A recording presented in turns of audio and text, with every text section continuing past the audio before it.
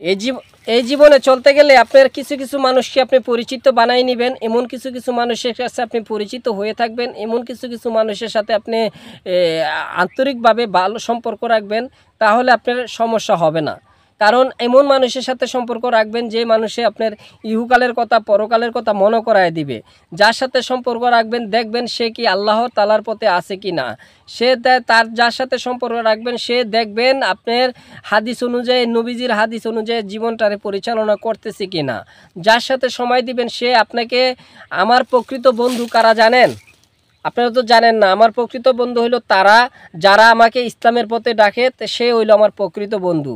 আমার প্রকৃত বন্ধু হইল কারা জানেন? আমার প্রকৃত বন্ধু হলো তারা যারা আজান দিলে নামাজে যাওয়ার জন্য আমাকে দাওয়াত দেয়, তারা। আর আমার প্রকৃত বন্ধু হলো যারা, তারা হলো সবসময় আল্লাহর তাকুয়ার সাথে চলাফেরা করে। আমার বন্ধু হইল তারা যে সময় আল্লাহর দ্বীনের পথে ডাকে, যারা আমাকে আল্লাহর ভয় দেখায়, যারা রাসূলের সুন্নাহ অনুযায়ী জীবন পরিচালনা করে আমাকে যারা এই ইসলামের পথে ডাকে, ওরা হইল আমাদের প্রকৃত বন্ধু। যারা আমাকে ইহুকালের কথা পরকালের কথা আমাদেরকে স্মরণ করায় দেয়, ওরা হচ্ছে আমাদের প্রকৃত বন্ধু। যারা আমাদেরকে সুদ হারাম হালাল বেছে বেছে চলার জন্য উপদেশ দেয়, তারা হইল আমাদের মূলত প্রকৃত বন্ধু। যারা আমাদেরকে যে সঠিক রাস্তাটা, হাদিসের রাস্তা, কোরআনের রাস্তা, ইসলামের রাস্তা, দ্বীনের রাস্তা, যে রাস্তাগুলো আমাদের নবী রাসূলের রাস্তা, যে রাস্তাগুলো আমাদের হক্কানি আলেমেদের রাস্তা, যে রাস্তাটা হচ্ছে আমাদের মুসলিম জাতির রাস্তা, এই রাস্তাগুলো যারা আমাদেরকে বাদলিয়ে দেয় কিংবা যারা এই রাস্তাগুলো আমাদেরকে দেখিয়ে দেয়, তারা হচ্ছে আমাদের প্রকৃত বন্ধু। আপনি আবে যাবে বন্ধু বান্ধবের থেকে আমার 2, 4, 5টা 10টা বন্ধু হইলে যথেষ্ট। আমাদের অনেক বন্ধু আছে, 20টা 50টা হাজার হাজার লক্ষ লক্ষ বন্ধু। আমার এত বন্ধুর দরকার নাই। আমার কিছু কিছু বন্ধু, যে বন্ধু আমাদের জন্য ইহুকালের জন্য কল্যাণ হবে, পরকালের জন্য কল্যাণ হবে। ইহুকালের জন্য শান্তি হবে, পরকালের জন্য শান্তি হবে।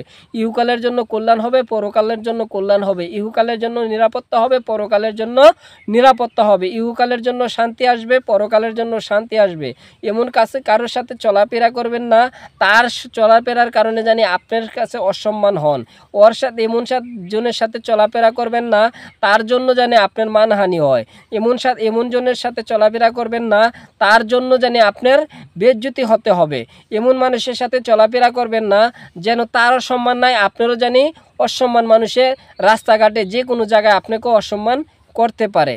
কারণ আমাদের বড় একটা তাকওয়া হলো আমাদের ইজ্জত সম্মান ধন দৌলত যা কিছু আছে এইগুলো আল্লাহ তাআলার তরফ থেকে আসে। তাহলে এগুলা যদি অর্জন করা লাগে, এগুলা যদি আমরা ধরে রাখা লাগে, তাহলে প্রকৃতভাবে আল্লাহর তাকওয়া আমাদের অন্তরে রাখতে হবে। আল্লাহর তাকওয়া যখন আপনার অন্তরে রাখবেন, তখনই আল্লাহর একটা প্রশান্ত, আল্লাহর একটা নিয়ামত আপনি ভোগ করতে পারবেন কিংবা আপনি বুঝতে পারবেন। যাক, ভালো থাকবেন, ভালো রাখেন আল্লাহ তাআলা সবসময়। আসসালামু আলাইকুম ওয়া রাহমাতুল্লাহি ওয়া বারাকাতুহু।